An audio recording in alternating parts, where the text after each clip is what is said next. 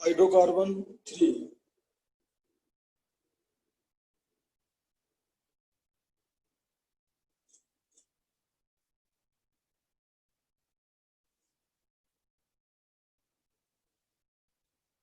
देखो जरा, एक इंपॉर्टेंट रिएक्शन होता है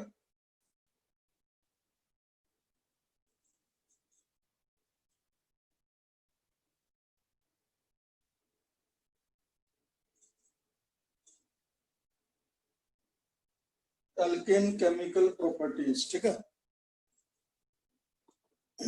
एल्केन की जो केमिकल प्रॉपर्टीज है उसमें पहला होता है हेलोजिनेशन रिएक्शन।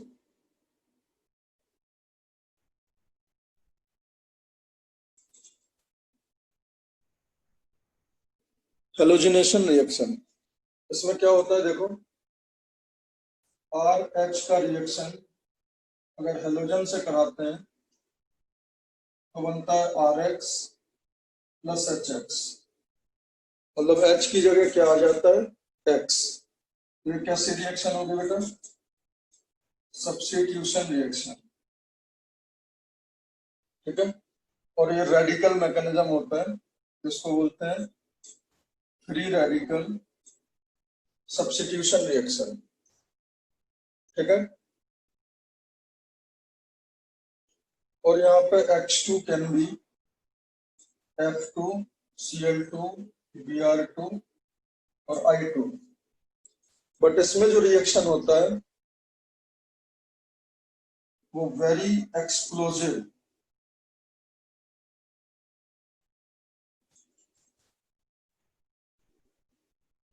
ये वेरी एंडोथर्मिक और रिवर्सिबल भी होता है।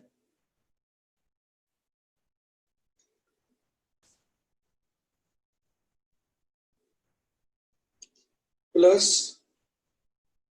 ये वेरी एक्सोथर्मिक, ये बहुत ज्यादा एक्सोथर्मिक होता है, बहुत सारी एनर्जी रिलीज होती है, उससे आग वगैरह लग सकता है।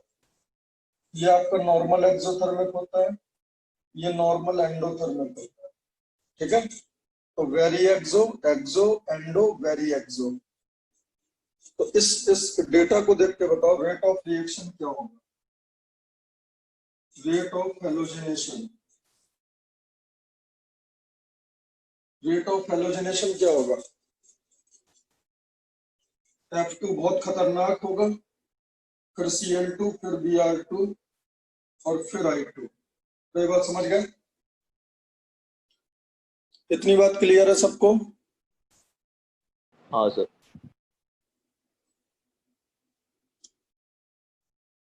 उसके बाद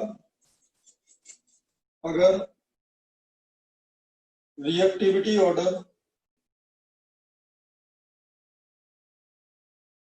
इन टर्म्स ऑफ RH बात करें तो 3 डिग्री रेडिकल सबसे ज्यादा सुंदर होता है, सबसे ज्यादा स्टेबल होता है। बोलो, radical stability is same as cation का स्टेबिलिटी, तो देन 2 डिग्री RH।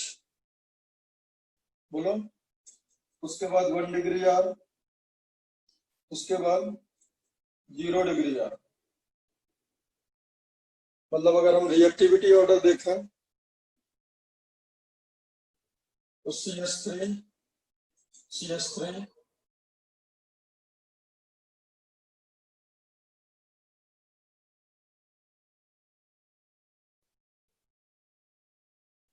मतलब ये H का निकलने का रेट ज्यादा होगा इस H के निकलने का,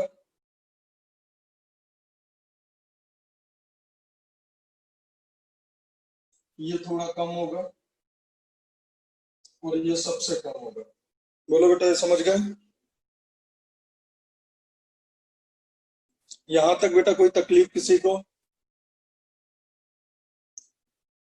बोलो।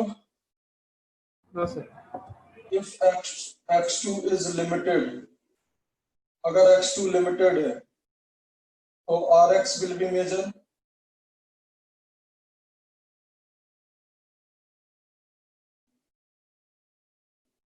If X2 is limited, then Rx will be major. Limited है मतलब बहुत ज्यादा X2 नहीं है. और if X2 is in excess, then अभी तो ये मोनो क्लोरो होगा, mono hello, then mono di tri tetra etc. Hello substance will be produced. बोलो बेटा, अगर X2 ज्यादा है तो फिर X सारे हाइड्रोजन की जगह लगना चाहेगा ना बेटा, है ना? Yes sir. फॉर एग्जाम्पल एक एग्जाम्पल लेता हूं बेटा, जो CH4 होता है उसका Cl2 से रिएक्शन कराते हो in presence of H nu, तो आपका CH3Cl प्लस HCl बनेगा. This will be major product, this will be major product only when Cl2 is limited. But if CH4 is insert into excess of chlorine in H nu, इसको हल्का सा photon देना पड़ता है, energy देनी पड़ती है to start the reaction. तो क्या बनेगा? CH3Cl plus CH2Cl2 plus CHCl3 plus CCl4 and CCl4 will be the major product. बेटा अब बात समझ आई मैं क्या कहना चाह रहा हूँ? Yes sir. अगर आपका क्लोरीन एक्सेस में है तो डेफिनेटली जो मैक्सिमम हेलोजन कंटेनिंग कंपाउंड होगा वो मेजर प्रोडक्ट होगा. But if it is limited then monochloro product will be the answer. और if nothing is specified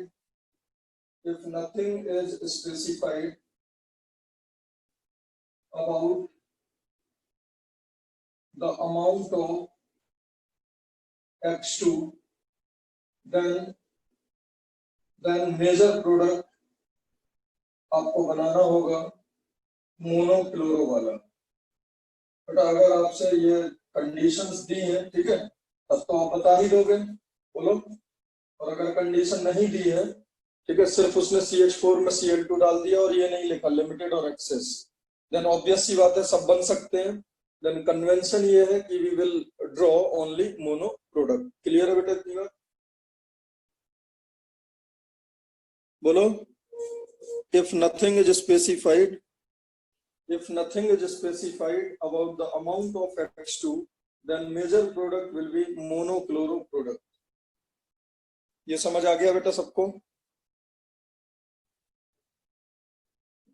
बोलो बेटा. Yes sir.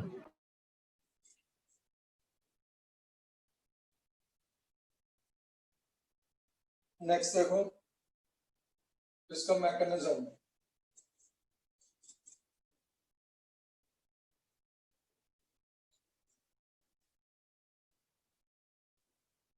बेटा कोई भी रेडिकल रिएक्शन हो, ध्यान से सुनो, कोई भी रेडिकल रिएक्शन हो, ठीक है, दो रेडिकल रिएक्शंस है, एक अपन एल्केन में पढ़ रहे हैं, एक एल्कीन में. एक हम एल्केन में अभी पढ़ रहे हैं और एक एल्कीन में पढ़ेंगे इस चैप्टर में, ठीक है. कोई भी रेडिकल मैकेनिज्म हो उसमें बेटा 3 स्टेप होते हैं. एक होता है चेन इनिशिएशन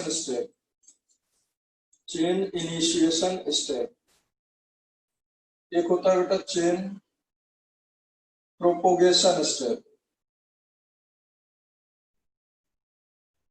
और एक होता है चेन टर्मिनेशन स्टेप.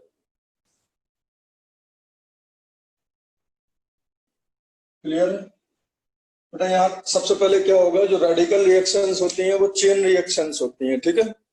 जो रेडिकल रिएक्शंस होती हैं वो कैसी होती हैं? Chain reactions. इतनी बात क्लियर है?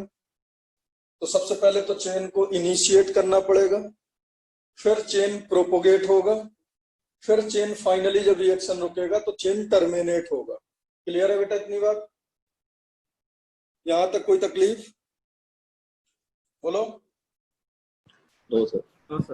और सुनो, रेडिकल रिएक्शन में ऑलवेज जो आरडी स्टेप होगा वो आपका चेन प्रोपोगेशन स्टेप ही होंगे। ध्यान से सुनना जरा एक स्टोरी। बेटा होता क्या है, अच्छा अभी रुको। तो चेन इनिशिएशन स्टेप क्या होता है, वो सारे स्टेप्स को हम मैं चेन इनिशिएशन स्टेप बोलूंगा जिनमें formation of radical from molecule, जिनमें मॉलिक्यूल से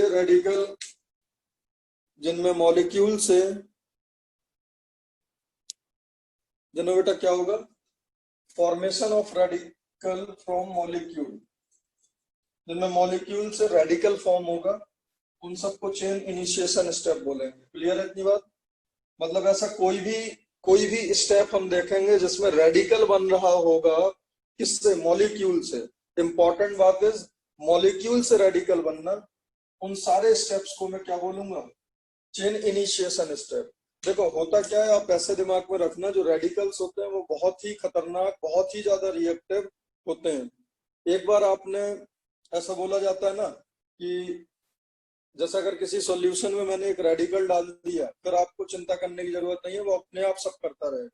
रेडिकल्स इतने ज्यादा हाईली अनस्टेबल होते हैं, उनका हाफ लाइफ इतना कम होता है कि उन्हें अपने आप को खत्म करना होता है बहुत जल्दी।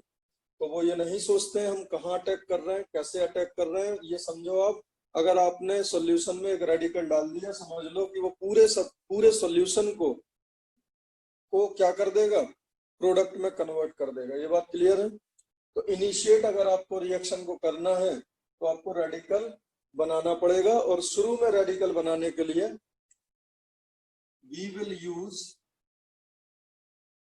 Photon for the initiation of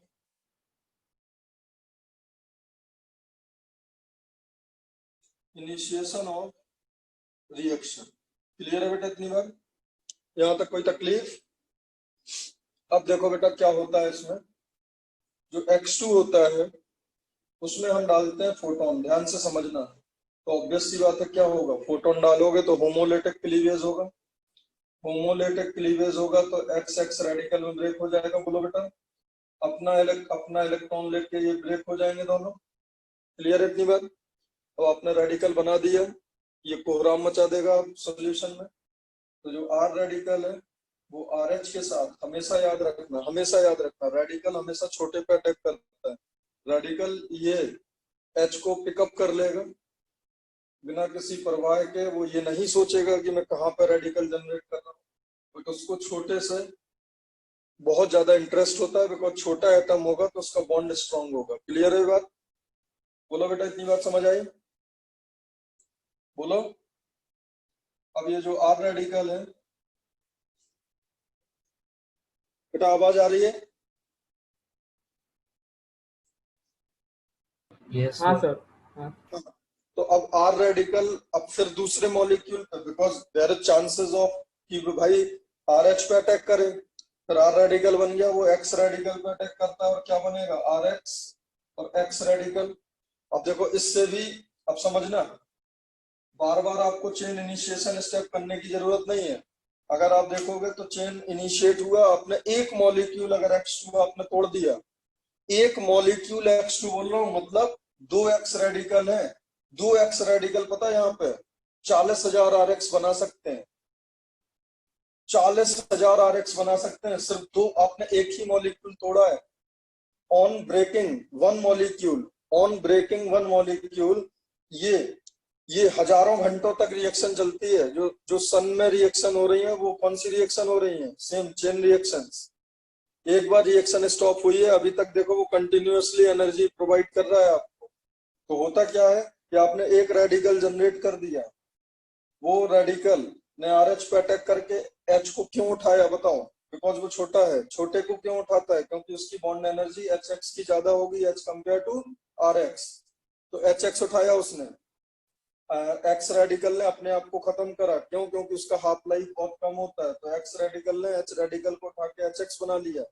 वो और किसी चीज की परवाह नहीं करता है कि वो जनरेट क्या कर रहा है, उसने एक आर रेडिकल बना दिया। Now there is a probability of कि R radical will collide with the X2। अब X2 में बताओ छोटा कौन है, X2 में बताओ छोटा कौन है बेटा, दोनों का सेम साइज है ना, सेम साइज। तो किसी Yes, को भी हटा लेंगे। बट मार्केट में बेटा ऐसे क्वेश्चन है, यहाँ BRCL होता है, यहाँ क्या होता है BRCL। अब अगर BRCL होता तो आर रेडिकल किसको उठाता, Cl। Cl को। समझ गए ना, समझ गए ना ये। अब देखो जरा, ये बताओ कौन से स्टेप्स हैं आपके। चेन प्रोपोगेशन स्टेप होते हैं जब रेडिकल जनरेट करने लगे, रेडिकल से रेडिकल बने तो प्रोपोगेशन स्टेप, मॉलिक्यूल से रेडिकल बने इनिशिएशन स्टेप। क्लियर है, बोलो। रेडिकल रेडिकल, अब देखो इस रेडिकल ने ये रेडिकल अपना उसने धर्म पूरा कर दिया, इसने अपना धर्म पूरा कर दिया, रेडिकल रेडिकल जनरेट करने लगे, तो वो स्टेप्स कौन से कहलाते हैं, चेन प्रोपोगेशन स्टेप। और बेटा मॉलिक्यूल अगर रेडिकल बनाने लगे कौन से स्टेप होते हैं, चेन, बोलो बेटा, इनिशिएशन स्टेप। क्लियर है, चेन इनिशिएशन स्टेप। अब देखो क्या होता है, अब ये आपका अगर एक रिएक्शन ये हुई है तो ये 10-12 घंटे तक यही रिएक्शन चलेगी, तो ये दोनों स्टेप आपके कैसे हो जाएंगे बेटा, रेट डिटरमाइनिंग स्टेप। बोलो बेटा ये बात सही है, क्योंकि यही लंबे समय तक तो इन्हीं को दौड़ना है। अगर आपने एक मॉलिक्यूल को आपने कन्वर्ट कर दिया इन फ्रैक्शन ऑफ सेकंड में, ये कंप्लीट हो जाएगा काम। उसके बाद लंबे समय तक ये 5 घंटे 4 घंटे 6 घंटे ऐसे चलता है जब तक सबस्ट्रेट खत्म नहीं हो जाता। तो ऑलवेज आरडीएस यही होगा। अब लेकिन बेटा कुछ ऐसे भी हो सकता है कि बाद में एक्स रेडिकल से कंबाइन होने लगे, तो क्या बनने लगेगा, X2। हो सकता है आर रेडिकल एक्स रेडिकल से कंबाइन होने लगे, तो क्या बनेगा, RX। हो सकता है आर रेडिकल से कंबाइन होने लगे, तो क्या बनेगा, RR। ये सब अगर देखो आप तो चेन टर्मिनेशन है, जब रेडिकल को ही खत्म करने लगेगा तो कितना लंबा चलेगा, फिर समझ रहे हैं। तो इसमें क्या होगा, रेडिकल क्या बनाएंगे, मॉलिक्यूल। तो वो सारी रिएक्शंस जिसमें रेडिकल मॉलिक्यूल बनाते हैं वो होते हैं चेन टर्मिनेशन स्टेप। क्लियर है बेटा इतनी बात। और ये भी बहुत कम समय तक के लिए होता है ना, तो इनको बोलेंगे चेन टर्मिनेशन स्टेप। क्लियर है बेटा। अब बताओ इनका हर चीज कौन से 2 रिएक्शन से गवर्न होगा, everything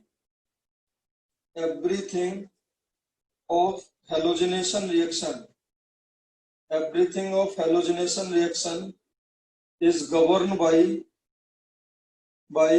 these propagation steps। Clear है बेटा ये बात। अब सुनो जरा ध्यान से बेटा, इन केस ऑफ फ्लोरीन, ध्यान से सुनो,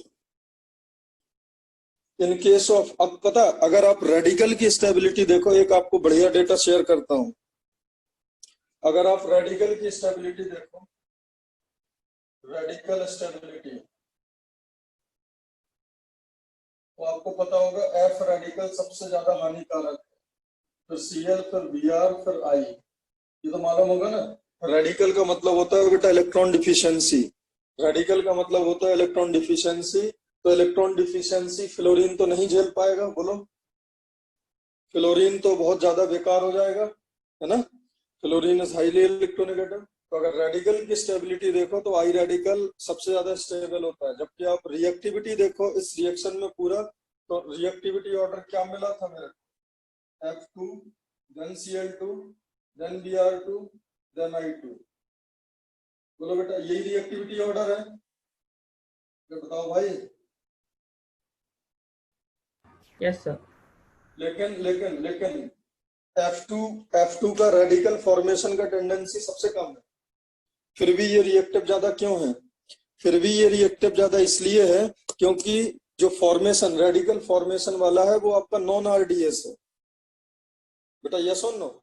ये सबसे ज्यादा कठिन किसका होगा, according to bond energy, chlorine bromine, आपको बॉन्ड एनर्जी डेटा मालूम है इसका, बॉन्डिंग में पढ़ा होगा। बॉन्ड एनर्जी जो होता है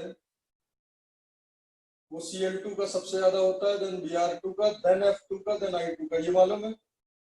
F2 का bond energy expected bond energy से थोड़ा सा कम हो जाता है, बिकॉज ऑफ F2 में क्या हो जाता है, इलेक्ट्रॉन इलेक्ट्रॉन पेयर रिपल्सन। समझ गए ना? अरे बोलो भाई। हाँ सर। साइज में इतने सारे लोन पेयर होने की वजह से ये इलेक्ट्रॉन पे बहुत ज्यादा रिपल्सिव फोर्स लगाते हैं, इसलिए उसका, इसलिए वैसे यार पास पास इलेक्ट्रॉन है तो बॉन्ड ज्यादा मजबूत होना चाहिए, बट क्लोरीन का बॉन्ड कमजोर हो जाता है as compare to chlorine chlorine and bromine bromine. वो इसलिए होता है क्योंकि जो इनका बॉन्ड पेयर है उस पे लोन पेयर रिपल्सिव फोर्स लगाते हैं। तो आइडियली बताओ सबसे आसान बॉन्ड किसका है बनना, कौन सा रेडिकल बनना सबसे आसान है, आई रेडिकल, फिर भी वो रिएक्टिविटी उसकी सबसे कम है। ऐसा क्यों?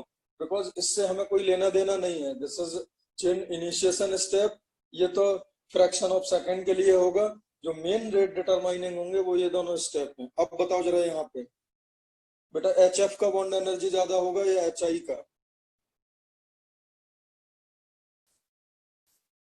HF का बॉन्ड एनर्जी ज्यादा होगा या HI का? ऑब्वियस सी बात है HF का, ठीक है। तो यहाँ के हिसाब से बताओ HF का फॉर्मेशन सबसे ज्यादा स्पॉन्टेनियस होगा, सबसे ज्यादा डेल्टा H नेगेटिव होगा, बोलो। यस हाँ सर। तो ये स्टेप क्या कह रहा है, ये स्टेप कह रहा है कि HF का बॉन्ड एनर्जी ज्यादा है देन HCl का, देन HBr का, देन HI का, बोलो बेटा। तो इस स्टेप से अगर आप पूछोगे तो ये क्या बोलेगा, कि ये बोलेगा भाई यहाँ पे अगर फ्लोरीन आ जाए तो रिएक्टिविटी सबसे ज्यादा होगा, और यही RDS है बेटा, समझ गए? बोलो, यही RDS है। और ये हाँ step सर। क्या कह हाँ रहा सर। है, ये कह रहा है कि भाई यहाँ फ्लोरीन आ जाए तो मजा आ जाए, बिकॉज फ्लोरीन होगा तो HF बनेगा, और आयोडाइड होगा, आयोडीन होगा तो HI बनेगा।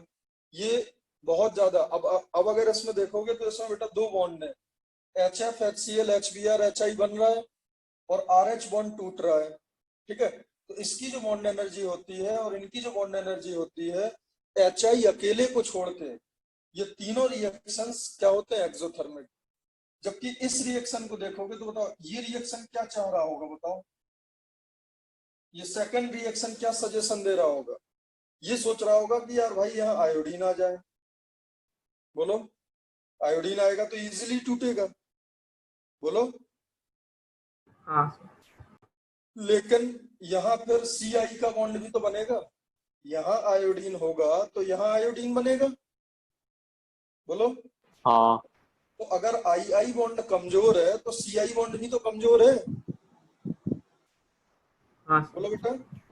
यहाँ अगर FF है, FF रिलेटिवली कमजोर है, देखो this is the actual order, लेकिन CF बहुत ज्यादा मजबूत होगा। तो ये भी क्या कह रहा है, क्या होना चाहिए बताओ, फ्लोरीन हाँ टूटने वाला भी रिलेटिवली काफी अच्छा है, टूटने वाले के लिए FF के लिए बॉन्ड एनर्जी कम चाहिए बेटा, और CF भी स्ट्रॉन्ग। और CF का बॉन्ड एनर्जी हाईएस्ट है। मतलब यहाँ अगर मैं बॉन्ड एनर्जी डेटा लिखूं बेटा, देखो बॉन्ड एनर्जी, तो HF का सबसे ज्यादा, देन HCl, देन HBr, देन HI, क्लियर है बात। और अगर मैं बॉन्ड एनर्जी लिखूं CF, CCl, CBr, CI, क्लियर है? अभी अभी क्लियरली समझ आ रहा है?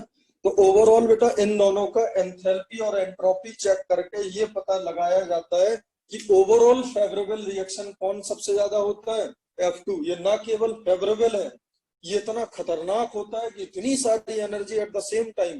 बिकॉज आप समझो, आपने हल्का सा एक फोटोन डाला, आपने F रेडिकल जनरेट कर दिया, एक F रेडिकल आपने जनरेट कर दिया, मैं बता रहा हूँ ये इतना, आपने देखा होगा इन एब्सेंस ऑफ लाइट लिखा रहता है, even in absence of light, even in absence of light. एक बार स्टार्ट होने के बाद फ्लोरीन को फिर अंधेरे में भी फ्लोरीन रिएक्शन करेगा, इतना ज्यादा एक्सोथर्मिक होता है। वो खुद की एनर्जी से अपने आप को इतना उजाला कर लेता है, इतनी ज्यादा एनर्जी मिलती रहती है उसको, रिसाइकिल होता रहता है कि उसको फिर आपको सनलाइट की भी जरूरत नहीं पड़ती है। तो होपफुली आपको समझ आ गया होगा। अब दूसरी बात देखो बेटा, ये बताओ ज्यादा स्टेबल रेडिकल होगा तो रिएक्शन फास्ट होगा? बोलो। इफ रेडिकल हाँ is sir. More stable then reactivity will be faster. क्यों? क्योंकि रेडिकल का फॉर्मेशन किसमें हो रहा है? आरडी स्टेप में। तो शायद आपके सारे क्वेश्चंस का आंसर इन दो बॉक्स में है। अगर आप बोलो कि भाई fluorine is highly exothermic but iodine is highly exothermic, ऐसा क्यों? तो आप बोलो इन दोनों रिएक्शन को आप कंबाइन करके डेल्टा एच अगर आप देखोगे या डेल्टा जी आप निकालोगे तो सबसे ज्यादा स्पॉन्टेनियस आता है फ्लोरीन का। तो हर चीज का आंसर आपका किससे आना है? रेडिकल मैकेनिज्म में, चेन प्रोपोगेशन स्टेप से। होपफुली ये आपको समझ आ गया होगा। बोलो बेटा, समझ आया ये समझ आया? हाँ सर। अच्छा, अब एक बात और सुनो। इन केस ऑफ आयोडीन ये जो HI होता है, HI दोबारा इसमें जाने की कोशिश करता है, बैकवर्ड जाता है। तो उसके लिए हम ऐसा सब्सटेंस मिला देते हैं जो HI को कंज्यूम कर ले। HI को कौन कंज्यूम करेगा? कोई भी ऑक्सीडाइजिंग एजेंट। HI में कोई आप ऑक्सीडाइजिंग एजेंट डाल दो, लाइक HClO4, लाइक HNO3, तो क्या करता है वो? HI को किस में कन्वर्ट कर देगा बेटा? I2 में। और I2 में अगर कन्वर्ट हो गया तो ली चैटलियर प्रिंसिपल से क्या होगा? अगर कोई प्रोडक्ट खत्म होने लगता है या अगर प्रोडक्ट कोई दूसरी रिएक्शन में पार्टिसिपेट करने लगता है तो टू मेंटेन इक्विलिब्रियम फॉरवर्ड जाता है। बोलो बेटा। तो आपको आयोडीन के लिए यहाँ पे एडिशनल क्या मिला के रखना पड़ेगा रिएक्शन में? बताओ। आपको एक ऐसा सब्सटेंस मिला के रखना पड़ेगा जो HI को कंज्यूम कर सके, क्योंकि HI को कंज्यूम करने से इक्विलिब्रियम फॉरवर्ड जाएगा। ली चैटलियर प्रिंसिपल। बोलो बेटा, हाँ सर। समझ गए ना?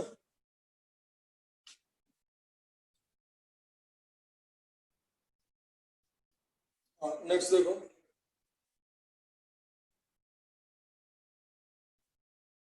F2 is highly exothermic, वहां पे एक्सप्लोजन हो जाएगा। ठीक है, F2 is highly exothermic। अब देखो बेटा, अगर R का जो हाइड्रोजन है वो प्राइमरी हाइड्रोजन है, R का अगर हाइड्रोजन सेकेंडरी है और R का हाइड्रोजन टर्सरी है, मतलब प्राइमरी मतलब 1 डिग्री, सेकेंडरी मतलब 2 डिग्री, टर्सरी मतलब 3 डिग्री। ठीक है, तो ये इतना ज्यादा हाईली रिएक्टिव होता है ना कि इनमें मतलब अगर आप देखोगे तो 3 डिग्री का ऑब्वियस सी बात है रेट है, बट रिलेटिव इनका जो रेट होगा ना वो ऑलमोस्ट इक्वल होता है। Almost equal rate. On paper थोड़ा सा ज्यादा किसका होगा? बोलो। 3 डिग्री। ऑब्वियस सी बात है, 3 डिग्री देन 2 डिग्री, ये तो बता चुका हूं ना। बट फिर भी आपको अगर इनका रिएक्टिविटी फैक्टर अगर लेना होगा तो इनका लगभग इक्वल रेट मिलता है। आप इससे आप समझो दिस इज हाईली रिएक्टिव। मतलब ये कुछ सोच ही नहीं रहा है, ये अपना फायदा घाटा भी नहीं देख रहा है। ठीक है, मतलब इतना ज्यादा रिएक्टिव होता है, तो ये अपने लिए यूजलेस है। कभी भी फ्लोरिनेशन दिया है, ठीक है, तो आप जो मन करे वो निकाल देना, but technically yes 3 degree is faster than 1 degree. ठीक है, बट फिर भी जो रिएक्टिविटी फैक्टर है वो उसमें इतना सिमिलैरिटी होता है कि वो तीनों मैक्सिमम बहुत बड़े नंबर होते हैं और उनमें डिफरेंस भी बहुत कम होता है। दूसरा देखो, F2 इज रिएक्टिव, ये हाईली रिएक्टिव है, but Cl2 is reactive and reaction is exothermic.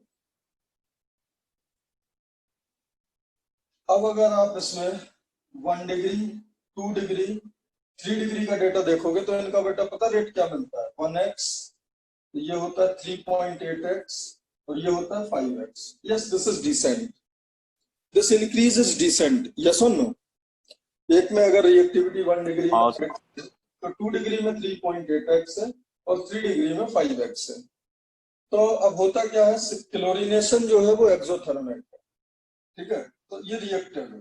तो बोलते हैं कि chlorination is reactive, chlorine is highly reactive, मतलब not highly reactive but reactive. उसके बाद जो अगला होता है बेटा bromine, bromine is selective and reaction is endothermic. तो 1 डिग्री 2 डिग्री 3 डिग्री का डेटा देखो बेटा, इसका अगर y है तो ये होता है 82y और ये होता है 1800y। अब आप समझोगे कितना ज्यादा सिलेक्टिव। पता बेटा ये कैसी स्टोरी है, सुनो ध्यान से। मान लो आपको एक शादी में जाना है, ठीक है, और शादी में जाना है, सिर्फ आपको वहां खाना मिलना है, ठीक है, और वहां से गिफ्ट मिलना है। अगर आप 1 डिग्री की शादी में जाओगे तो आपको x का फायदा होना है, 2 डिग्री की शादी में जाओगे तो आपको ज्यादा फायदा होगा, 3 डिग्री की शादी में जाओगे तो 5x का फायदा होगा। समझना ध्यान से। और आप किसी भी शादी में जा रहे हो exothermic, dechlorination is always exothermic. Clear है बेटा ये बात? तो एक्सोथर्मिक का मतलब चाहे आप 1 डिग्री से रिएक्शन करो, चाहे 2 डिग्री से, चाहे 3 डिग्री से, तीनों में एनर्जी रिलीज होनी है, मतलब आपको तीनों में फायदा है। बट बताओ ज्यादा फायदा किसमें? बोलो बेटा। 3 डिग्री। डिग्री। तो आप क्या चाह रहे होगे बताओ? आप चाह रहे होगे कि आप 3 डिग्री में जाने को मिल जाए, ज्यादा फायदा होगा। बोलो। हाँ सर। बट अगर मान लो रास्ते में आप जा रहे हो, वहां पे आपको 1 डिग्री 2 डिग्री भी मिल रहे हैं, तो आप रिएक्शन करोगे या नहीं करोगे? मान लो आप अपने रास्ते में जा रहे हो 3 डिग्री के लिए, उसमें बीच में ही आपको 1 डिग्री 2 डिग्री कोलिजन कर गए, तो आप वहां भी एंटर करके चले जाओगे ना, चलो देख के आते हैं यार, कुछ नहीं, अब आपको पता है ना फायदा होना है, तो आप उनको भी अटेंड करते हुए ही जाओगे। बोलो। अरे बताओ भाई। हाँ सर समझा। है ना, क्योंकि आपको प्रॉफिट ही होना है। उसके बाद जो ब्रोमिनेशन है, तो बताओ अब आपको तीनों शादियों में पैसा लगना है, क्यों? क्योंकि दिस रिएक्शन इज एंडोथर्मिक। और मिनिमम कंडीशन ये है कि एक शादी तो भाई अटेंड करनी पड़ेगी। ये मत बोलना कि सर हमें को लॉस है तो हम फिर कहीं नहीं। जब मार्केट में RH और Br2 है तो रिएक्शन तो होगी। अब आपको तीनों शादियों में घाटा है। यहाँ पे भी रिएक्टिविटी रेट क्या होगा बेटा? 3 डिग्री देन 2 डिग्री। अब बताओ आपको कहाँ पे ज्यादा पैसा लगेगा, आपके खर्चे ज्यादा कहाँ होंगे? 1 डिग्री में। बोलो बेटा। अरे 1 डिग्री का रेट कम है ना, 1 डिग्री का रेट कम है, इसका मतलब वो ज्यादा कम स्पॉन्टेनियस है, तो एंडोथर्मिक होगा, तो ये फिर ज्यादा एंडोथर्मिक होगा ना, क्योंकि इसकी रिएक्टिविटी कम है। Yes sir. अब मान लो अब आप बताओ, अगर तीनों ऑप्शन है 1 डिग्री 2 डिग्री 3 डिग्री, आप कहाँ पे अटेंड करना चाहोगे? 3 डिग्री। 3 डिग्री। क्या आप ऐसा भी करोगे कि चलो, और आपको मिनिमम एक ही शादी अटेंड करनी है लीगली, ठीक है, तो आप ऐसे करोगे कि अरे यार रास्ते में पड़ रहा है 1 डिग्री, चलो इससे भी करके चलते ही है, ये शादी भी अटेंड करके ही चलते हैं। आप ऐसा करोगे क्या बताओ? नहीं सर। नो सर, क्यों नहीं करोगे? प्रॉफिटेबल नहीं क्योंकि है। आप जैसे ही एंटर करें आपको घाटा होना है, और ये चीज आपको अच्छे से पता है। यहाँ पे समझ रहे, यहाँ पे एक सेंस ऑफ सेलेक्टिविटी नहीं थी आप में, यहाँ पे सेंस ऑफ सेलेक्टिविटी नहीं थी, यहाँ पे आप रिएक्टिविटी मोड में थे। आपने बोला आने दो, जो भी आएगा अपन को तो फायदा ही होगा। यहाँ पे एक सेंस ऑफ सेलेक्टिविटी है, और वो दिख रहा है साफ साफ इनकी रिएक्टिविटी कोफिशिएंट में। आप देखो 1883 लोग अगर होंगे, समझा सर। 1883 लोग अगर होंगे, तो 1800 लोग 3 डिग्री में ही जाएंगे। कुछ ही ऐसे बेवकूफ लोग होंगे जो 2 डिग्री और 1 डिग्री में भी जाके अटेंड कर लेंगे। तो बात समझ आ रहा है? तो मैं ये नहीं बोल रहा हूं कि ये होंगे नहीं, ये बिल्कुल होंगे, but reactivity factor is very low. Clear है बेटा? तो ये स्टेटमेंट जेई के लिए बहुत ही ज्यादा इंपॉर्टेंट है। Cl2 is reactive. Chlorination, chlorination is reactive. Chlorination is reactive. Chlorination of alkane. Chlorination of alkane is reactive, but bromination is selective. इसको एक्सप्लेन करना है, तो आप क्या कैसे एक्सप्लेन करोगे इस स्टोरी से? समझ गए? तो बात समझ आ गई? एक सेंस ऑफ सेलेक्टिविटी आ रहा है ना यहाँ? Yes, sir. ये स्टेटमेंट समझ आ गया? हाँ सर। सर एक डाउट था हाँ बोलो। सर, इधर कटायन नहीं बन रहा है तो हम 3 डिग्री को प्रेफर क्यों कर रहे हैं? Because radical are electron deficient, हाँ हाँ हाँ, ठीक है, समझा सर। और cation is also electron electron deficient. Deficient, ठीक है। तो जो फैक्टर कैटाइन को स्टेबलाइज करेंगे वही रेडिकल को स्टेबलाइज करेंगे। हाँ अच्छा, और यहाँ रेडिकल देख क्यों रहे हैं? क्योंकि आपने देखा होगा प्रोपेगेशन स्टेप, जो आरडी स्टेप है इसका, उसमें बन रहा था रेडिकल। हाँ हाँ हाँ, समझा सर, समझा।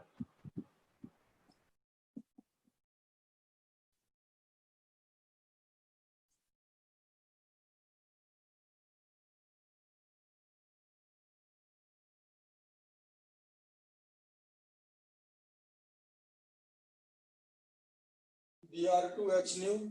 अच्छा, इस रिएक्शन में जो सॉल्वेंट होता है बेटा, वो कैसा होता है? सॉल्वेंट नॉर्मली नॉन पोलर होता है। तो ये चीज मैंने आपको बताई होगी, सॉल्वेंट रेडिकल मैकेनिज्म में मोस्टली नॉन पोलर होता है। क्लियर है? बिकॉज अगर पोलर सॉल्वेंट है ना, तो वो इलेक्ट्रॉन का आदान प्रदान कर सकता है, कैटाइन और एनाइन को स्टेबलाइज करता है, कैटाइन और एनाइन का सॉल्वेशन करता है। तो फिर ease of formation of cation और एनाइन क्या हो जाता है बेटा? ज्यादा हो जाता है।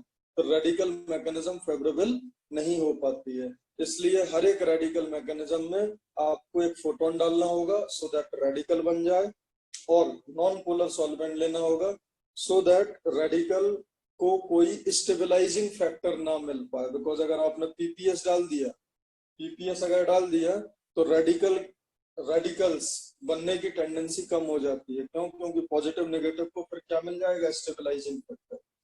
सो अगर कभी भी कोई पोलर मैकेनिज्म हो रहा है तो उसमें बेटा in most of the cases solvent कैसा होगा? उसमें सॉल्वेंट आपका कैसा होगा? पोलर। और रेडिकल मैकेनिज्म में सॉल्वेंट कैसा होगा? Non polar. क्लियर है बेटा ये बात? बोलो।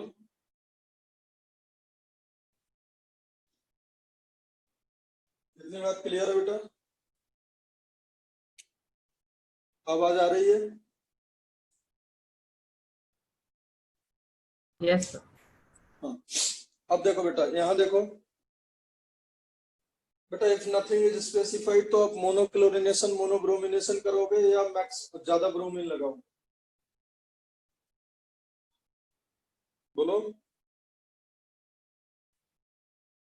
अरे if amount of chlorine and bromine is not specified then हम मोनोक्लोरिनेशन हाँ मोनोब्रोमिनेशन है ना। हाँ सर। अब बताओ इसमें कितने टाइप के प्रोडक्ट आएंगे? एक तो बेटा ये आ सकता है CH3 CH2 CH2 CH2Br। बोलो बेटा, ये वाला Yes, sir. हाइड्रोजन निकल गया हो। हाँ सर। और एक प्रोडक्ट बेटा ये आएगा इसमें CH3 CH2 CHBr CH3। इधर hydrogen is remove from here और हेयर। अब बेटा ये दोनों देखो सेम है, यहाँ पे क्लोरीन लगाओ या यहाँ पे क्लोरीन लगाओ या ब्रोमीन होगा तो 1 क्लोरो। तो इनको बोलते हैं केमिकली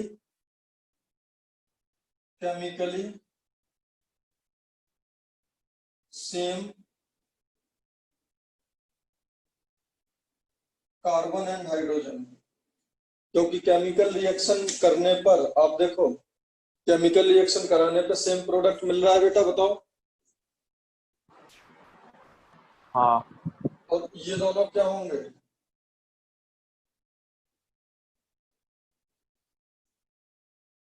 केमिकली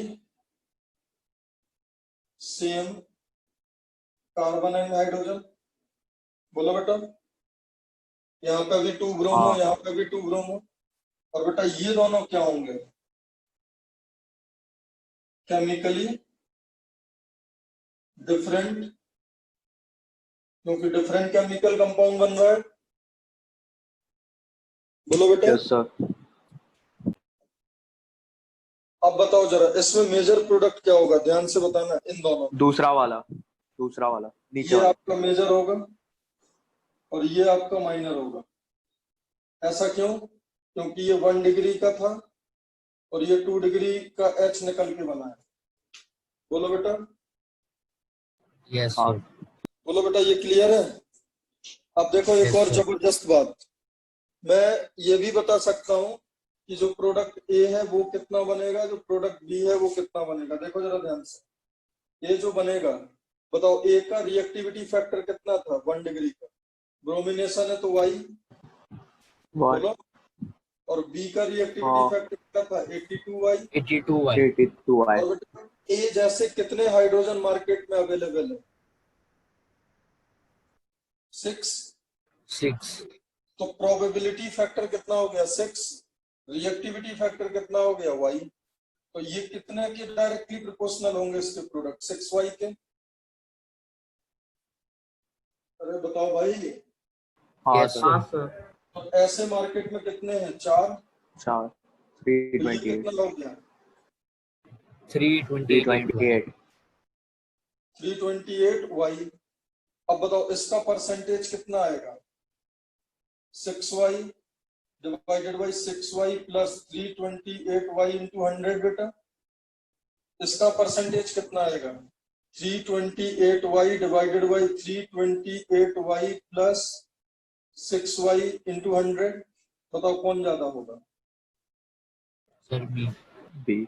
यार? This is almost 99%। एक बार चेक करो कितना आ रहा है 328 डिवाइडेड बाई 334, 328 डिवाइडेड बाई 334, ये नंबर चेक करो कितना आ रहा है 98.2. 98.2% ये बन गया। और ये कितना बना 1.8%। तो बेटा साफ साफ चमक रहा है कि ब्रोमीन में लोग फूक फूक के काम करेंगे। 2 डिग्री मिलेगा तो पब्लिक 2 डिग्री में भर भर के जाएगा। बोलो बेटा। हाँ Yes, सर। sir. उसके बाद देखो क्लोरीनेशन में भी कितने प्रोडक्ट मिलेंगे, दो, CH3 CH2 CH2 CH2 Cl। और इसमें क्या होगा CH3 CH2 CH Cl CH3। Clear है? बोलो बेटा। हाँ सर। अब इसका बताओ रिएक्टिविटी फैक्टर कितना होता है। दिस इज 1 X और डिग्री, दिस इज 2 डिग्री वाला, 3.8x. ये x हो गया। और इसका रिएक्टिविटी फैक्टर कितना होगा 3.8x। ऐसे लोग कितने थे 6, ऐसे लोग कितने 4। तो ये फैक्टर कितना आया 6x और ये कितना आया 15.2। चेक करो। बोलो बेटा। Yes, sir. तो इसका परसेंटेज कितना आएगा इसका 6x divided by 21.2x into 100। बोलो बेटा इसका परसेंटेज कितना आएगा 15.2x divided by 21.2x into 100। कितना आ रहा है नंबर बोलो। 1 डिग्री के लिए 28.3% आ रहा है. 28.3%। तो इसके लिए ऑब्वियस सी बात है कितना आ जाएगा 71.7%। अब बताओ कौन ज्यादा सिलेक्टिव है, क्लोरीनेशन या ब्रोमिनेशन? Combination. ब्रोमिनेशन। हालांकि देखो मेजर प्रोडक्ट दोनों में 2 डिग्री वाला ही बन रहा है, यस और नो? Yes, sir. ये माइनर है लेकिन फिर भी सिलेक्टिविटी रिएक्टिविटी समझ आ रहा है। अब बताओ बेटा इनमें अगर दोनों साथ में डाल दिए जाएं, समझो दोनों अगर साथ में डाल दिए जाएं तो कौन से प्रोडक्ट आइसोलेट होंगे क्लोरीनेशन वाले। अगर बेटा आपके पास दो ऑप्शन हो कि भाई ऐसी शादियां भी हैं जिनमें आपको मिलना है पैसा और ऐसी शादियां हैं जिनमें आपको देना है पैसा, ठीक है, और आप कोई एक शादी अटेंड कर लो, तो आप कौन सी शादी में जाओगे? और आप बेवकूफ नहीं है अगर तो बोलो। हाँ पैसे मिलेंगे। जहां पैसे मिलेंगे। तो अगर क्लोरीनेशन वर्सेस ब्रोमिनेशन देखोगे तो क्लोरीनेशन ही होगा फिर। क्लियर है बेटा? अरे बताओ भाई। हाँ सर। अब देखो जरा अगला question, question number 2। CH3 C CH3 CH3 H, इसमें कराना है आपको क्लोरीनेशन में कौन कौन से प्रोडक्ट होंगे, इसमें ब्रोमिनेशन में कौन कौन से प्रोडक्ट होंगे और उनकी परसेंटेज यील्ड कितनी होगी, ये बताना है। सॉल्व करो इसको।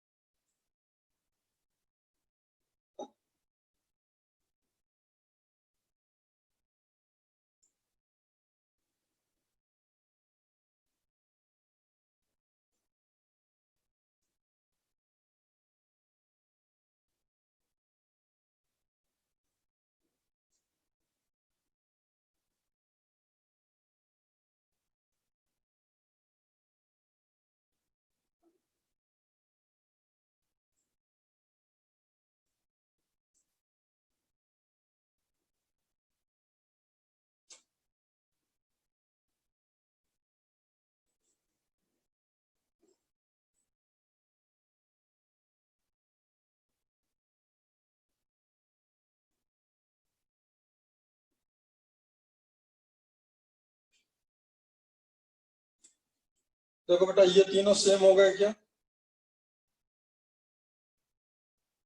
बोलो। Yes sir. हाँ सर। ये डिफरेंट होगा तो इसमें दो प्रोडक्ट आएंगे, CH2Cl CH3 CH3 और यहाँ CH, है ना। एक प्रोडक्ट आएगा CH3 CH3 CH3 और Cl। क्लियर है बेटा, यही दो प्रोडक्ट होंगे। हाँ सर। अब बताओ ये कितने डिग्री का है, 1 डिग्री का 1 डिग्री। X, और यहाँ पे कितना आएगा 5X। 5 पॉइंट। हाँ। ये ऐसे कितने हाइड्रोजन है बेटा 9, ऐसा कितना हाइड्रोजन है 1। तो बताओ यहाँ कितना आ गया 9X, यहाँ कितना आ गया 5X। अब बताओ बेटा मेजर प्रोडक्ट कौन हो गया, 1 डिग्री वाला। 1 डिग्री वाला, समझ गए। Yes sir. ये हो जाएगा 9X divided by 14X into 100, कितना परसेंटेज आ रहा है 65% जितना आ रहा है। 65%। तो ये कितना होगा 5X divided by 14X into 100 क्या जाएगा 35%। क्लियर है बेटा? यहाँ तो देखो उल्टा हो गया, क्योंकि हाँ सर। नंबर शादी ज्यादा थी, 9 वर्सेस 1 रेशियो में है। तो फिर जहां पे अवेलेबिलिटी ज्यादा है, ऑप्शंस ज्यादा हैं, तो फिर यहाँ लोग पहुंच गए ज्यादा, समझ गए। अब यहाँ देखो, एक तो ये प्रोडक्ट बनेगा बेटा, बोलो, और एक ये प्रोडक्ट बनेगा।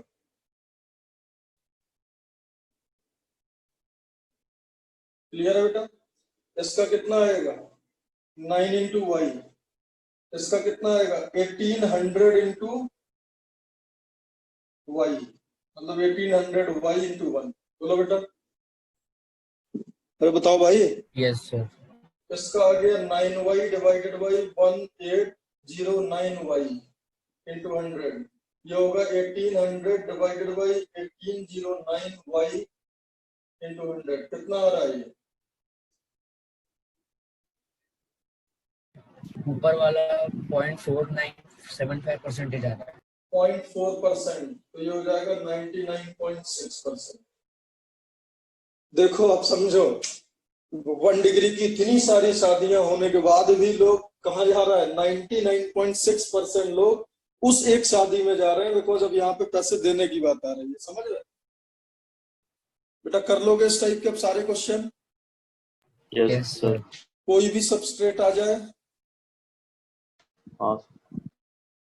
हाँ सर।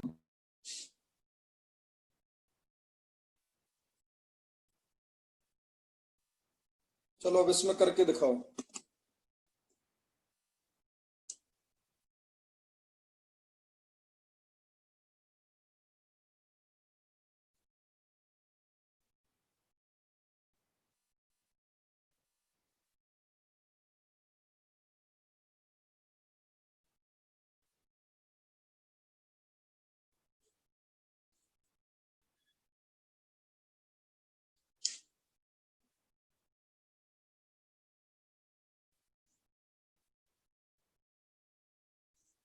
अच्छा, एक बात याद रखना बेटा, हाइड्रोजन जो निकालते हो ना अपन, that should be sp3 hybridised. ये याद रखना, sp3 हाइब्रिडाइज्ड होना चाहिए, ठीक है। मतलब डबल बॉन्डेड ट्रिपल बॉन्डेड पे रेडिकल मत बनाना, याद है ना, जैसे कार्पेटाइन नहीं बनाया था अपन ने। कार्पेटाइन में बताया था ना, डबल बॉन्ड के ऊपर पॉजिटिव, ट्रिपल बॉन्ड के ऊपर पॉजिटिव, रेडिकल के ऊपर पॉजिटिव, है ना। बोलो, ब्रिज Yes, के sir. ऊपर पॉजिटिव। तो सेम रूल रेडिकल के भी होंगे। So we will avoid positive or radical at double bond. So we will extract hydrogen from the sp3 carbon only. Result पे नहीं आएगा ना सर, मतलब यहाँ पे? बट बेटा ये ब्रिजहेड नहीं कहलाता, ब्रिजहेड तब होता है हाँ, yes, yes, sir. जब कार्बन है। Yes, sir. Yes, sir. सो मैंने शायद मिस किया, मेरा ये नेट वीक हो गया था। एक बार बता सकते हो आपने क्या डिस्कस किया? ये दोनों क्वेश्चन समझ आ गए थे? हाँ सर। मैं ये बोल रहा हूँ कि जो हाइड्रोजन हम रिमूव कर रहे हैं, that should be sp3 hybridized, because sp2 carbon अगर होगा तो उसके ऊपर पॉजिटिव अनस्टेबल होता है ना, sp2 और sp के ऊपर। हाँ हाँ हाँ तो वैसे हाँ रेडिकल नहीं आ पाएगा। हाँ सर।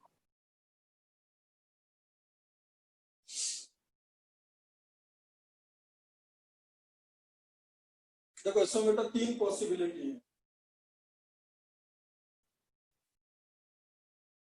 एक तो यहाँ, बोलो बेटा, हाँ सर। और एक यहाँ,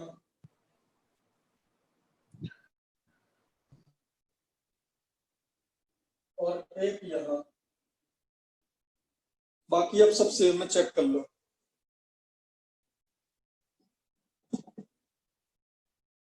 हाँ सर। अब ऐसे कितने हाइड्रोजन थे? यहाँ एक हाइड्रोजन है, यहाँ एक, ऐसे दो हाइड्रोजन है और 3 डिग्री है, तो 2 into 5x बेटा बोलो। हाँ सर। ऐसे कितने हाइड्रोजन है? 2 2 4 2 6 और 2 8। बेटा यहाँ यहाँ यहाँ केमिकली तो सेम हो गए ना ये चारों पॉइंट, नेम तो सेम ही आएगा। हाँ हाँ हाँ सर। और ये 2 डिग्री है, तो 3.8x इंटू 8। अब ये भी तो सेम है ना चारों, और सब में दो दो हाइड्रोजन है, और ये भी 2 डिग्री है, तो 3.8x इंटू 8 आ जाएगा परसेंटेज। पर बताओ सर वो ज्यादा स्टेबल होंगे ना? क्या? जो सर लास्ट वाला है वो हाँ ज्यादा स्टेबल होंगे ना, क्योंकि उन्हें ज्यादा हाइपर कंजुगेशन मिलेगा। हाँ ठीक है बेटा, इसमें जो रेडिकल है ना, जो रेडिकल का रिएक्टिविटी फैक्टर, ये एक्चुअली में जो 3.8x हम यूज कर रहे हैं, वो डिग्री के हिसाब से होता है ना। मतलब फिर एक काम करेगा अजय कि इनका रिएक्टिविटी फैक्टर अलग अलग बोल देगा, समझ रहे हैं। हाँ but if nothing is specified then for whole 2 degrees we will appoint 3.8x only. अगर देखो, अब अगर केमिकली डिफरेंट है और दोनों 2 डिग्री है, ठीक है, तो इनका 2 डिग्री का तो अपने पास अभी फैक्टर वही है ना, 3.8। नहीं सर, मैं ये कह रहा हूँ अगर हमें मेजर प्रोडक्ट पूछा है तो नंबर ऑफ हाइड्रोजन सेकंड और थर्ड केस में इक्वल है, और थर्ड केस में ज्यादा स्टेबल है।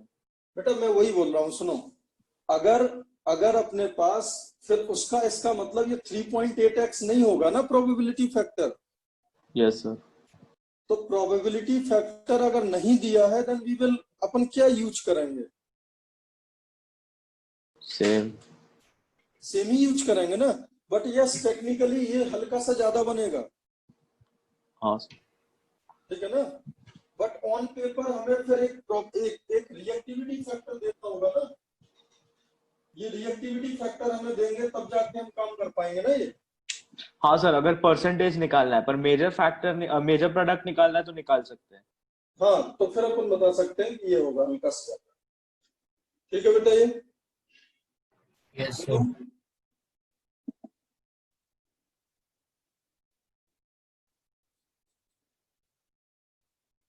यहाँ भी यार, यहाँ भी यार,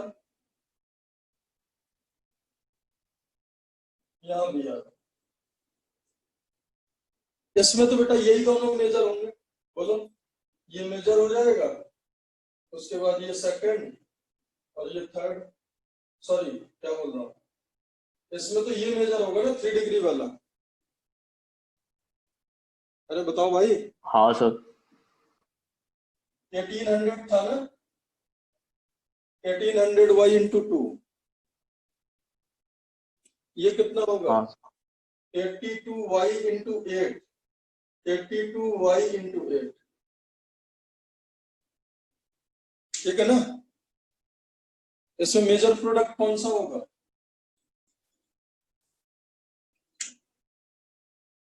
बेटा ये बात समझ आ गई? कोई डाउट? कोई डाउट हो तो पूछो। No sir.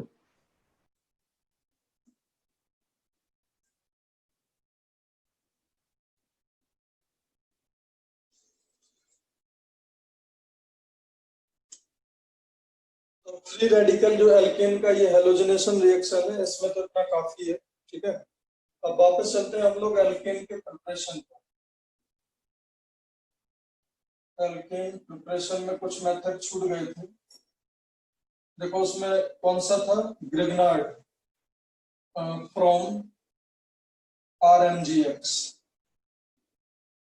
ग्रिग्नार्ड रिएजेंट से कैसे बनता है एल्केन, देखो जरा ध्यान से। बेटा ये बात तो मैं आपको बता चुका हूँ कि ग्रिग्नार्ड में RMGX कुछ ऐसे होता है बेटा, X पे नेगेटिव आता है, R पे नेगेटिव आता है और यहाँ पे डबल प्लस आता है। बोलो बेटा ये बात सही है?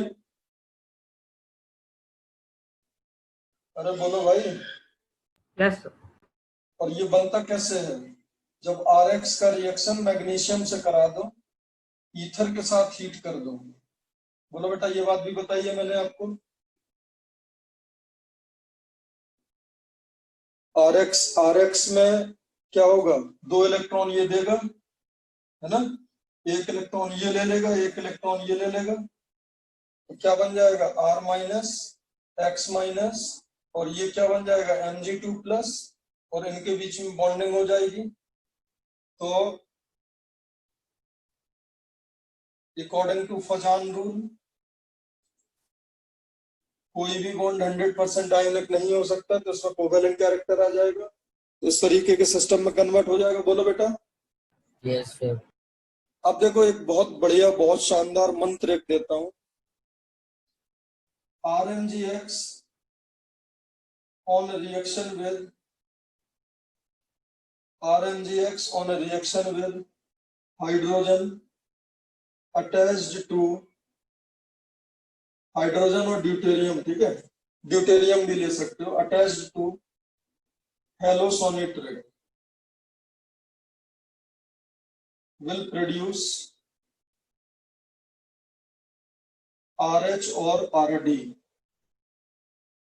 ये बात पहले पता थी क्या आपको? बोलो, हेलोसोनिट्रेट मतलब क्या है? ये तो बताया होगा हेलोसोनिट्रेट। Yes sir.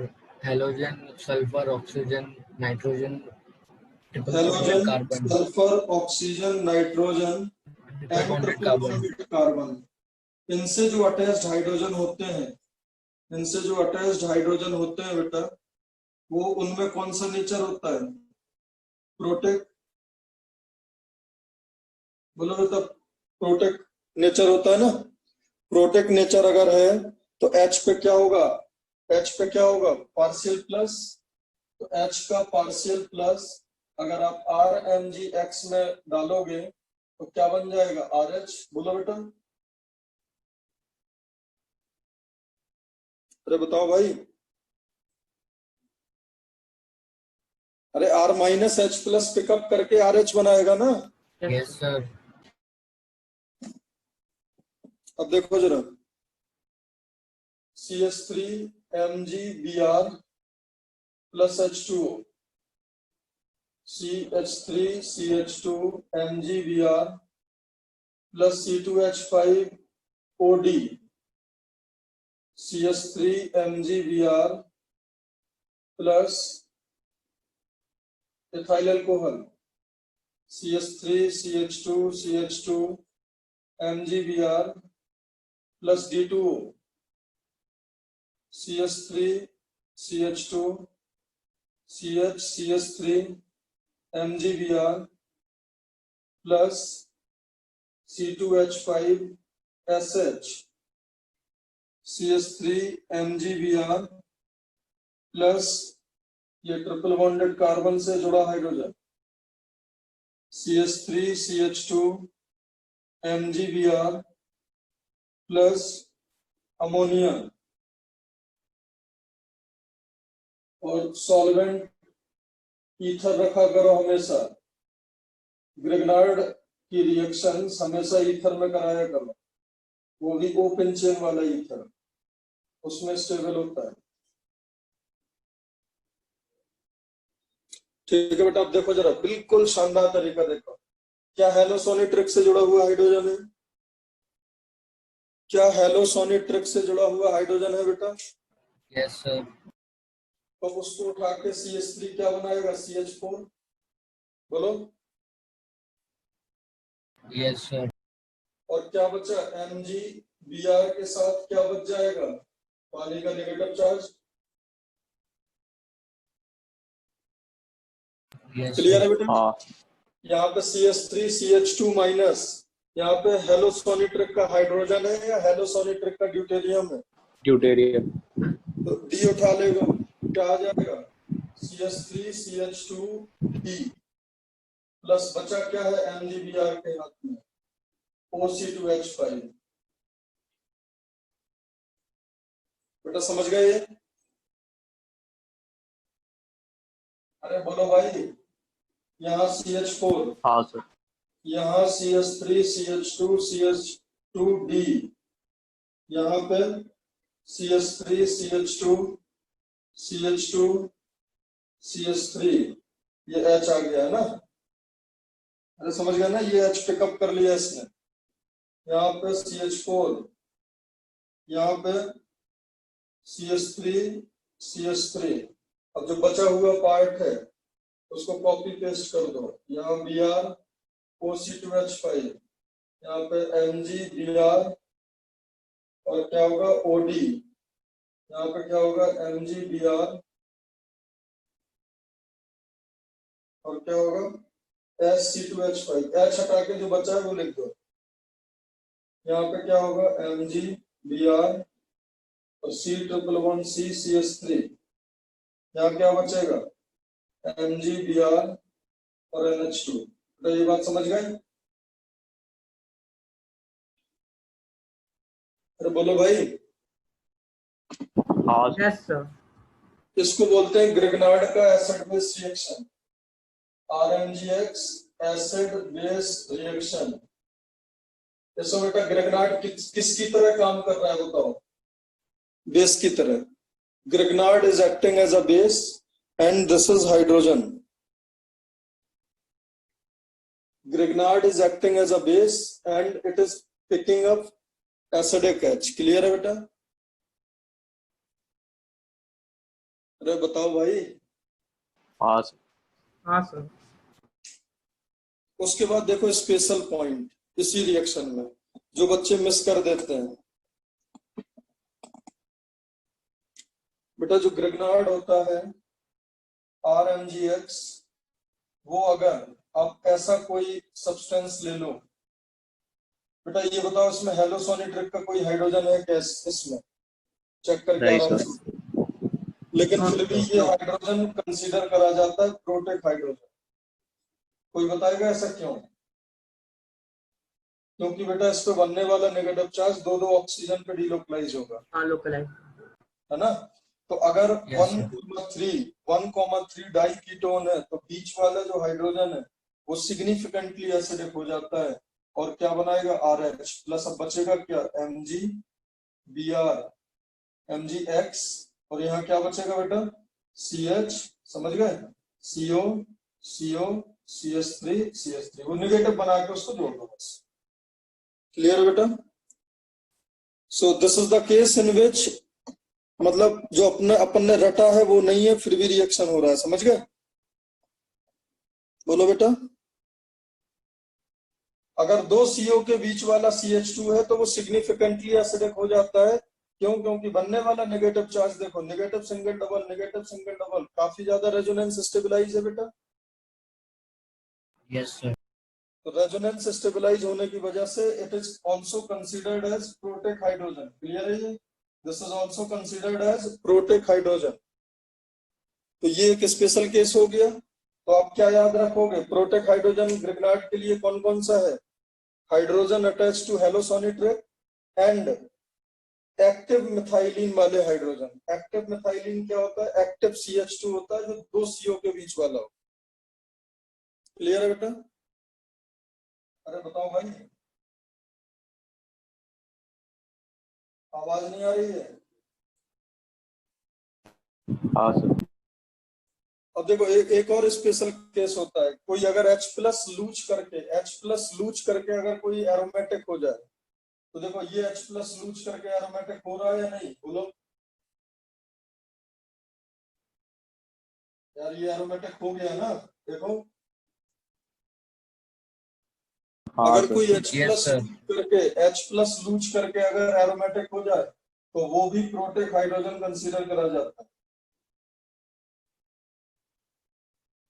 क्लियर है बेटा इतनी बात? तो मैंने आपको कितने स्पेशल केस बताए इसमें? दो। मतलब एसिडिक हाइड्रोजन ना होने के बावजूद भी RMgX H पिकअप कर रहा है। क्यों? उनके दूसरे रीजन है। देखो यार, एसिडिक स्ट्रेंथ उसकी उस रेंज में होनी चाहिए ना, ठीक है, तो वो उस रेंज में आ जाता है कि इनसे रिएक्शन करता है। बोलो बेटा। अब देखो कुछ ऐसे भी क्वेश्चन आते हैं, RMgX का रिएक्शन इससे, नो रिएक्शन। ये सुन लो, अभी तो मैंने बताया ईथर में रिएक्शन ही नहीं करता है, ईथर तो स्टेबलाइज करता है उसको। और आप ऐसे देखो, क्या इसमें कोई हेलोसोनिट्रिक का हाइड्रोजन है? नहीं, sir. तो इसमें नो रिएक्शन होगा। अगर ऐसा आ जाए RMgX का रिएक्शन इथीन से, तो भी आप क्या बोलोगे? No reaction. तो समझ गए ना, क्योंकि हेलोसोनिट्रिक का हाइड्रोजन है ही नहीं उसमें।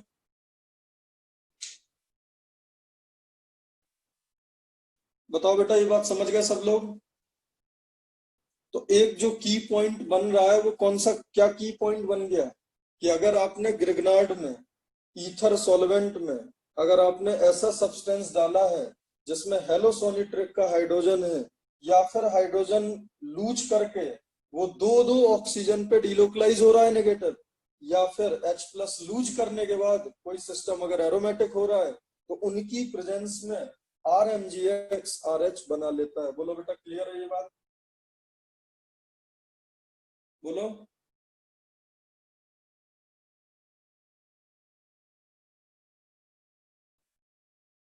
ठीक है ना? हाँ सर।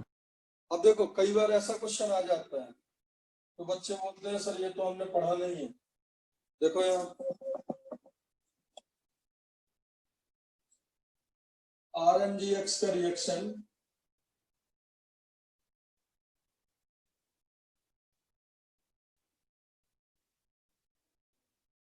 इससे, तो यहाँ RH बनेगा या नहीं? बताओ।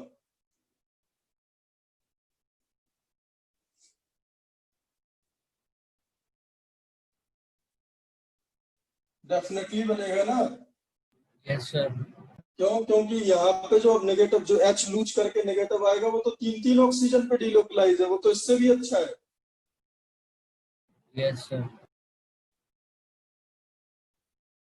हाँ, एक पे डिलोकलाइज होगा अगर तो मत कराना रिएक्शन, एक पे जब डिलोकलाइजेशन हो तो मत कराना, एक ऑक्सीजन पे, दो पे होना चाहिए एटलीस्ट, ठीक है। तीन पे होगा तो बहुत अच्छी बात है। क्लियर है इतनी बात? होपफुली ये सब समझ आ गया होगा। अच्छा बेटा, जब अपन ने ये देख लिया है ना, तो सेम होता है एक सोडियम मेटल टेस्ट, ये बता दिया होगा मैंने। सोडियम मेटल टेस्ट क्या होता है? एनी हाइड्रोजन अटैच्ड टू हेलोसोनिट्रिक प्लस उसमें दो और ऐड कर दो, कौन से वाले, ये है ना, एंड दिस जो एरोमेटिक होते हैं, ठीक है। क्लियर है? बोलो। Will produce H2 gas on a reaction with sodium metal or any other alkali metal। बेटा ये बात समझ गए? तो बताओ भाई। Yes, sir. ये मैंने बताया है पहले, Na+H2O। बताओ हेलोसोनिट्रिक का हाइड्रोजन है या नहीं है? Yes, sir. हाँ सर। Yes, sir. तो ये बन जाएगा Na+ और इसका माइनस क्या है, OH, और H ऑक्सीडाइज होकर किस, रिड्यूस होकर किस में चला जाएगा, हाइड्रोजन में। समझ गया बेटा? Any hydrogen attached to halosonitric will convert into H2, reduce हो जाएगा और Na+ बन जाएगा। तो यहाँ पे सोडियम ऑक्सीडाइज होता है, हाइड्रोजन रिड्यूस होता है। यहाँ क्या आ जाएगा, C2H5O Na- plus half H2।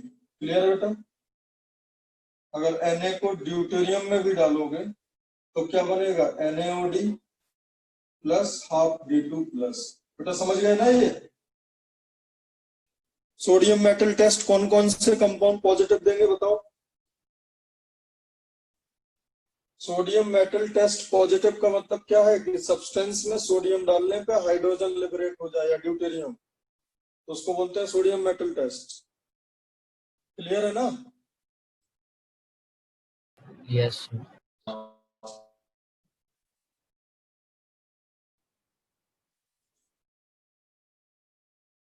हाँ, तो यहाँ पे सोडियम और जो एल्कली मेटल है उसका क्या हो रहा है, ऑक्सीडेशन। खुद ऑक्सीडेशन हो रहा है तो acting as a reducing agent, दूसरों का रिडक्शन कर रहा हूं। एंड हेयर H+ का क्या हो रहा है, रिडक्शन, किसमें, H2 में। तो ये सब्सटेंस यहाँ पे किसका काम कर रहा है, ऑक्सीडाइजिंग। अब बताओ जरा, सोडियम मेटल टेस्ट एल्कीन देगा क्या, एल्कीन नहीं, ईथर नहीं, एल्केन नहीं, साइक्लोएल्केन नहीं। क्या मांगता है उसमें, बोलो?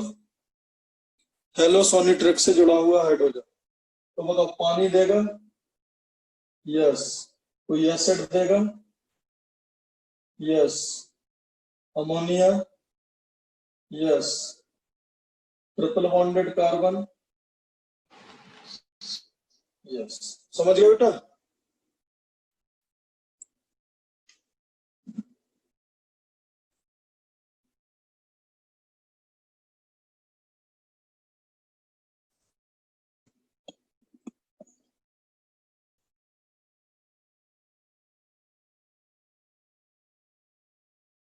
ये yes,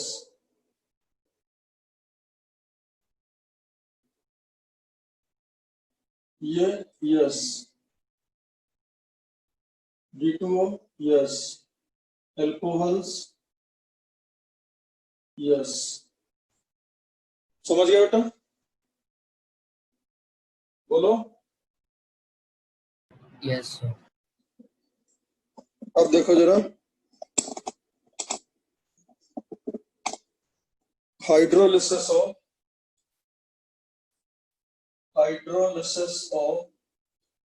ionic carbide, hydrolysis of ionic carbide,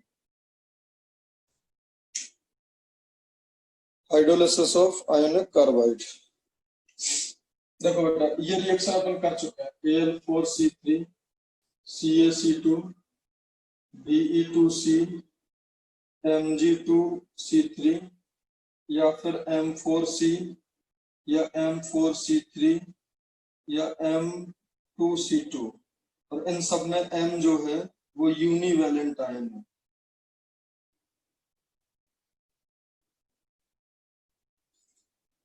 इन सब में आपको डालना है पानी।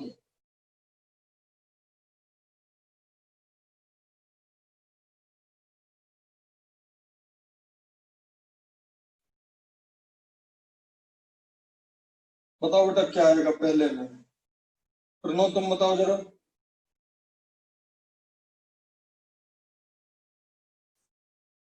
प्रणव पहले का आंसर बताओ।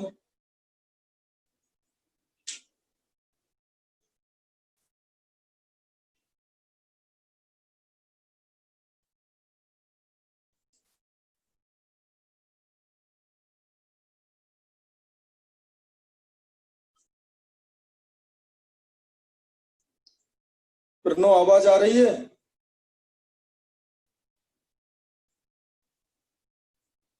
हाँ सर, अभी आ रही है। हाँ बताओ जरा क्या होगा। सब लोग ये कंपाउंड लिखो जरा, इनमें क्या होगा। ये चीज मैं आपको हाइड्रोलिसिस में बता चुका हूँ, सब याद आ रहा है? Yes, sir. बनाओ, प्रोडक्ट बनाओ इनके।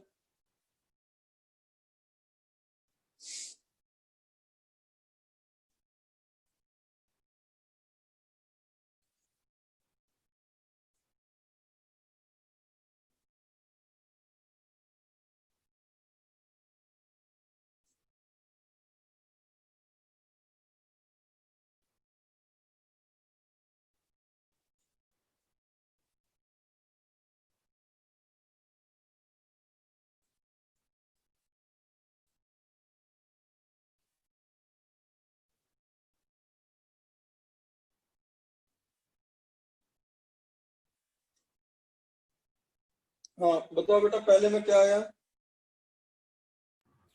CH4 plus ALOH ALOH thrice. thrice। देखो सुनो, ऐसे करना, एक बार और बता देता हूँ। 4 एल्यूमिनियम है, एल्यूमिनियम का वैलेंसी कितना होता है? 3+, तो 4 बना दो एल्यूमिनियम हाइड्रोक्साइड। क्लियर है बेटा ये? अब बताओ कितने OH माइनस यूज हो गए यहाँ? 12. तो यहाँ पे 12 पानी ले लो। अब बताओ 3 कार्बन में कितने हाइड्रोजन हो जाएंगे? 12। तो बताओ 3 कार्बन में 12 हाइड्रोजन, बिकॉज जितने OH लेगा एक मॉलिक्यूल उतना ही H लेगा। तो बेटा बताओ C3H4 कुछ होता है क्या? C3H12, CH। This is 3 moles of CH4। चमक गया ये? बोलो बेटा। Yes, sir. दूसरे बताओ कितने कैल्शियम है? 1। कितना OH लेगा? 2. तो तो बताओ 2 कार्बन कितने हाइड्रोजन लेगा? ऐसा कुछ होता है क्या बेटा?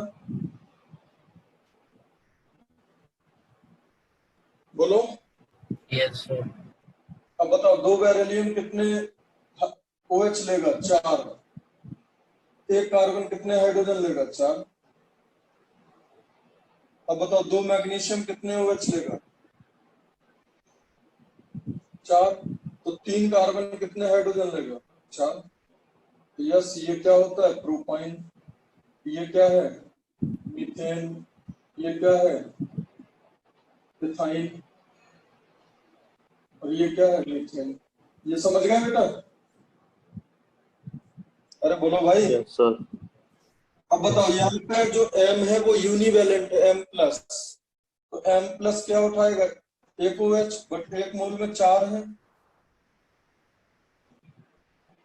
बोलो बेटा, ये बनेगा?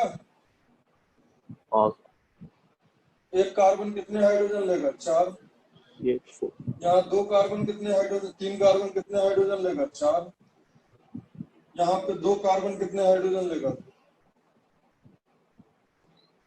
तो इससे एल्केन, एल्कीन और एल्काइन तीनों के प्रिपरेशन मेथड मैंने एक साथ बता दिया आपको, ठीक है।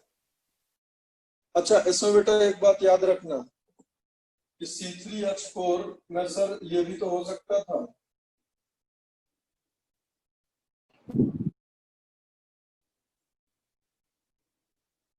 ये पढ़ा था ना अपन ने, इसका DU कितना है? 2।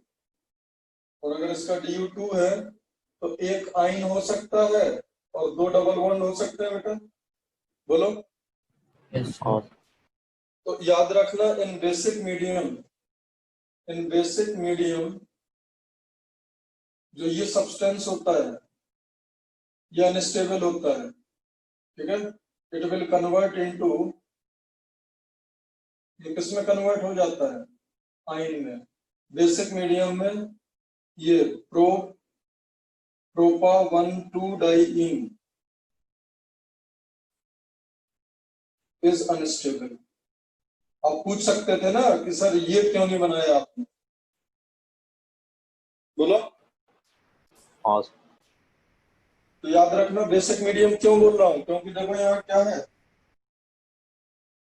Due to magnesium hydroxide medium is alkaline. ये वैसे इसका मैकेनिज्म अभी अपन करेंगे इस कन्वर्जन का, ठीक है। आगे मिलेगा तो मैं याद दिलाऊंगा। ये बात समझ गए बेटा? Yes, sir. हाँ अच्छा, अब बताओ कौन से 2 मेथड और बाकी हैं जो अपन को देखने हैं अभी? Full base electrolysis बाकी है सर, और Corey हाउस। कोरे हाउस सिंथेसिस है ना।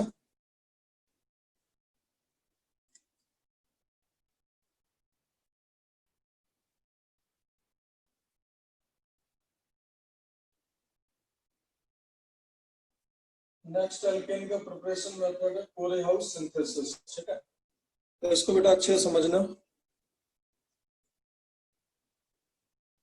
अच्छा बताओ जरा कैसे बनेगा ये, मैंने फोटो शेयर करी है, बताओ क्या समझे आप लोग।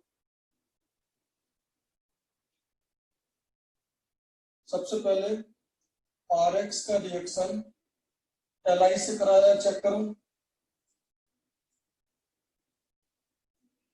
Yes, sir. Yes, sir. और 2Li लिया होगा, तो एक तो LiX निकल गया और एक बनता है बेटा RLi। क्लियर है इतना? हाँ सर। तो 2 Li में एक Li X के साथ चला गया, एक R के साथ। फिर RLi का रिएक्शन कराया होगा CuX के साथ, 2 मोल लेके। चेक करो एक बार। Yes, sir. तो देखो क्या होगा, R2CuLi बना होगा प्लस एक Li निकल गया होगा X को लेके, बेटा यही बना। इसको बोलते हैं गिलमान रिएजेंट। जैसे ग्रिग्नार्ड रिएजेंट था ना RMgX, वैसे ये क्या है R2CuLi। ये भी आपका क्या कंटेन करता है? R-। और बेटा अगर ये R- है तो ये न्यूक्लियोफाइल की तरह भी काम कर सकता है, बेस की तरह भी काम कर सकता है, बोलो बेटा। अरे बताओ भाई। Yes, sir. तो 1 डिग्री अगर R' है तो ये सब्स्टिट्यूशन करेगा SN2 क्योंकि स्ट्रॉन्ग एनोइनिक न्यूक्लियोफाइल है। और अगर 2 डिग्री 3 डिग्री RX है और उनमें बीटा हाइड्रोजन प्रेजेंट है तो बेटा वो E2 करता है। ये बात समझ गए? ये बात समझ आई? बोलो बेटा। तो R2CuLi का रिएक्शन अगर आप CH3X से कराओगे तो बेटा 0 डिग्री और 1 डिग्री में कौन सी रिएक्शन करेगा? RCH3। R- ने इसको अटैक करा। अरे बताओ भाई, CH3 CH2X से अगर रिएक्शन करा दो तो क्या बनाएगा RCH2CH3 बोलो बेटा। तो 0 डिग्री हो या 1 डिग्री हो तो ये R माइनस इस पर अटैक करके X का छुट्टी कर देगा, इसमें इस पर अटैक करके इसका छुट्टी कर देगा। बोलो बेटा ये बात क्लियर है? अरे बताओ भाई। Yes, sir. और अगर 2 डिग्री हुआ, जस्ट देखो R2CuLi का रिएक्शन आपने 2 डिग्री से कराया या 3 डिग्री से, तो 3 डिग्री में तो SN2 होता ही नहीं है। तो अब क्या होगा, ये बीटा H पिकअप करेगा और ये एल्कीन बनाएगा। बेटा समझ आया क्या? और यहाँ पे RH बन जाएगा। अरे बताओ भाई।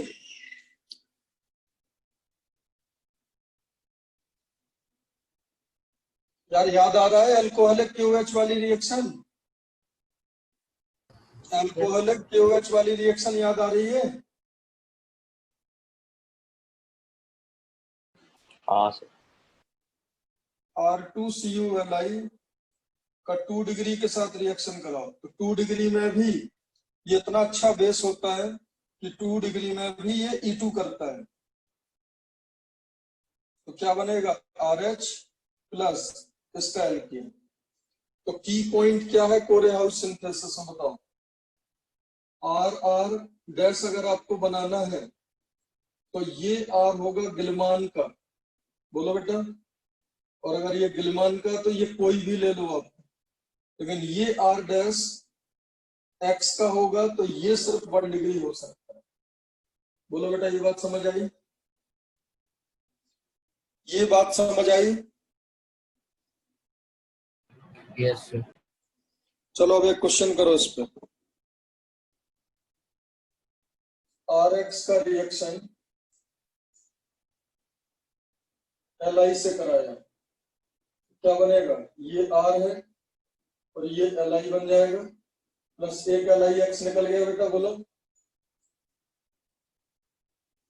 बोलो। यहाँ कोई रिस्ट्रिक्शन नहीं है, हाँ, कोई भी सर। डिग्री हो सकता है। अब बेटा RLi में अगर आप CuX डालोगे, फिक्स स्टेप है तो इसके 2 मोल लेने पड़ेंगे। तो क्या बनेगा R2 मतलब ये 2 हो जाएंगे। बोलो R2CuLi प्लस LiX। बोलो बेटा ये। हाँ उसके बाद ये जो R2Li है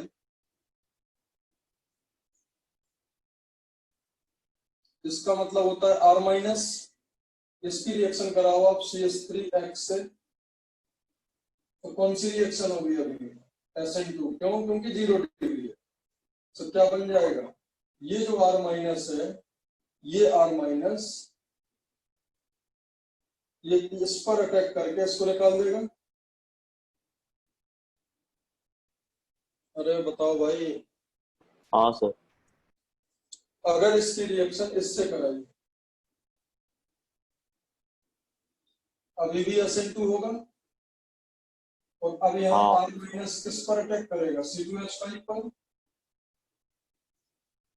यस सर। और अब अगर 2 डिग्री है तो अब क्या होगा बेटा बताओ। अब यहाँ कौन सी रिएक्शन होने लगेगी, P2। E2। तो ये H पिकअप करके ये बनाएगा और ये H लूज करके ये बनाएगा। बेटा समझ आ गई ये कहानी पूरी? ये पूरी कहानी समझ आ गई होगी। 3 डिग्री में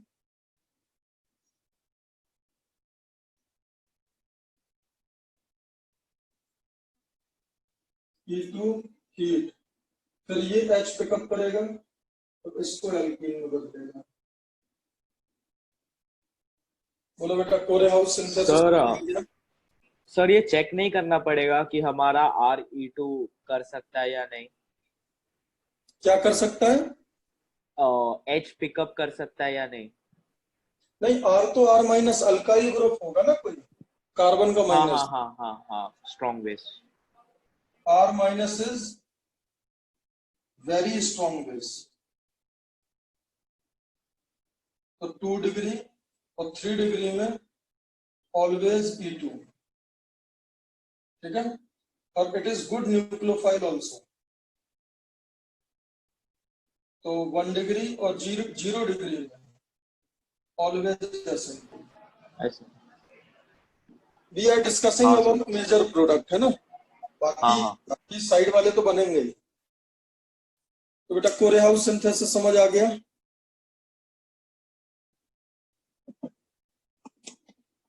बोलो।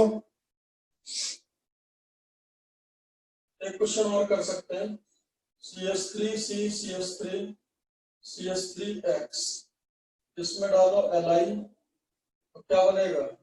CH3C CH3 CH3, और यहाँ क्या आ जाएगा? Li plus LiX। बोलो बेटा। अरे बताओ भाई। yes sir, इसकी रिएक्शन कराओ CuX से, तो क्या आ जाएगा? R2CuLi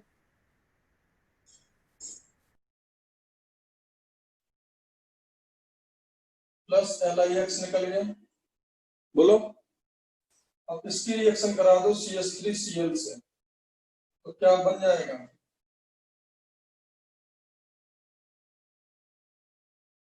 बेटा समझ गए सब लोग? ये इस पे अटैक कर देगा और X को निकाल देगा।